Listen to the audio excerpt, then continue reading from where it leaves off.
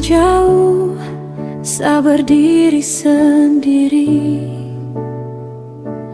Ramai orang, tapi hati sunyi. Lampu malam tak ganti mentari. Alor manis, sarindu tiap hari. Suara ombak cuma dalam mimpi. Angin laut tak lagi sentuh pipi. Langkah saya ikut jalan rantau, tapi hati tinggal di kampung jauh. Oh tanah Allah, dengar saya panggil. Rindu ini berat di dalam hati. Biar kaki jauh di tanah orang. Melihat bahwa ada kenaikan inflasi yang hampir terjadi secara konsisten di seluruh provinsi tanah air, dan tentu perekonomian daerah provinsi Nusa Tenggara Timur.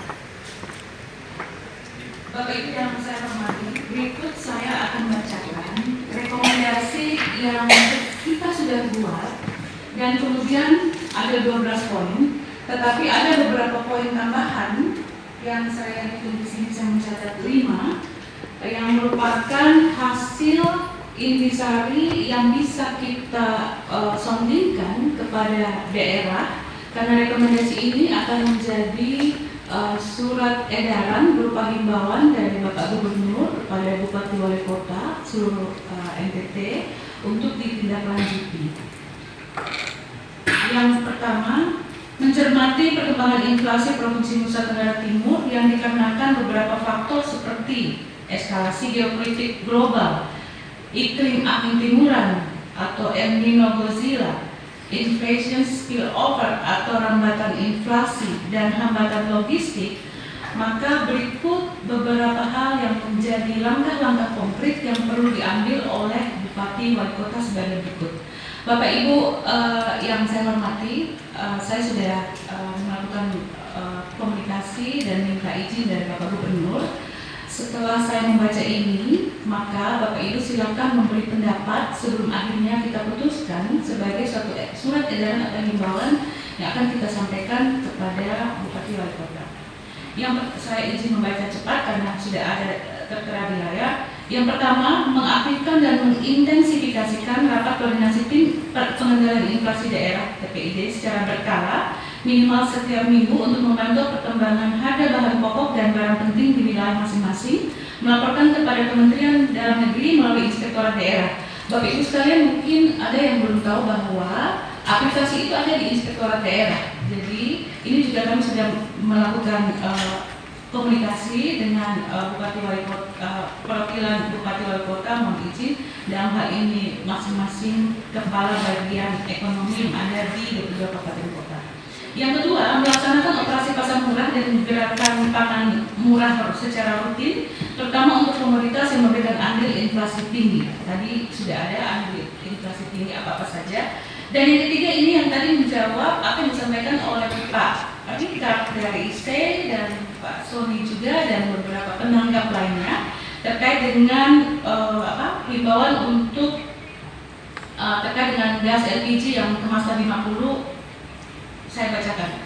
Yang ketiga, menyampaikan himbauan kepada pelaku usaha industri, horeca atau hotel, restoran, kafe, dapur, NBG, usaha laundry, Pak Sony sudah ada di sini, di wilayah masing-masing agar dalam melaksanakan usahanya dapat menggunakan gas LPG kemasan 50 kg, karena gas LPG kemasan tabung 12 kg dan 5,5 kg kita peruntukkan untuk kebutuhan rumah tangga dan masyarakat.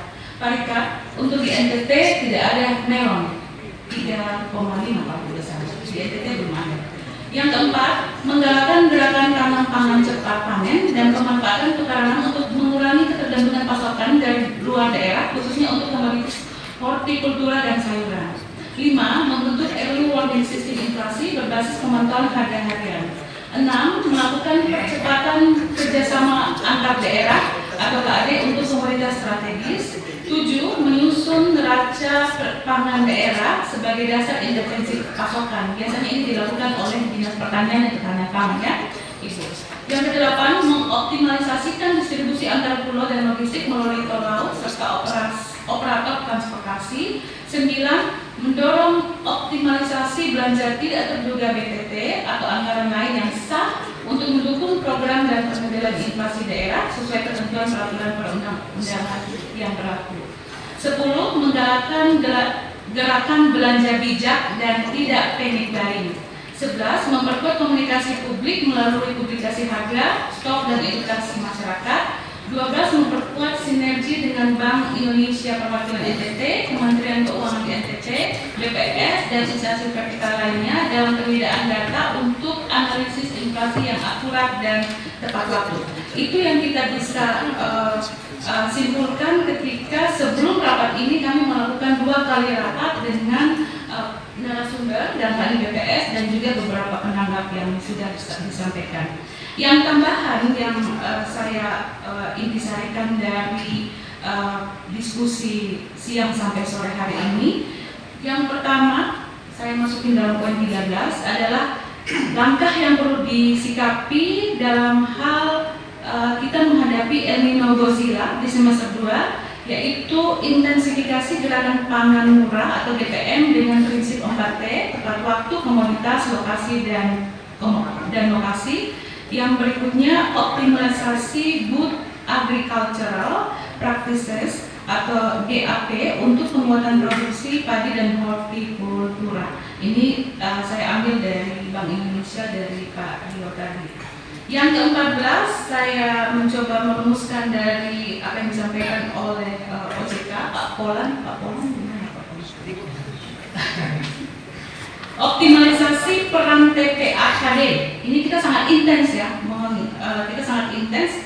Tim kita sudah diskusi 2 kali dalam pekan yang kemarin dan hari Senin kalau tidak salah itu, yang dipimpin langsung oleh PLT Asisten 2 Bapak Dr. Rio. Optimalisasi peran tim percepatan akses keuangan daerah untuk literasi keuangan, dalam hal ini KUR. Yang kita ketahui bersama, terima kasih Pak Polan sudah mengingatkan kita bahwa kita sudah punya 23 TPAKD yang sudah terbentuk, yaitu 1 di provinsi dan 22 di kabupaten kota. Yang 15 adalah ini saya ambil dari DJPP Pak Adi Setiawan, optimalisasi penyaluran dan pengawasan TKD khususnya dana desa. Dan ini representatif dari apa yang telah disampaikan oleh Pak Adi Setiawan.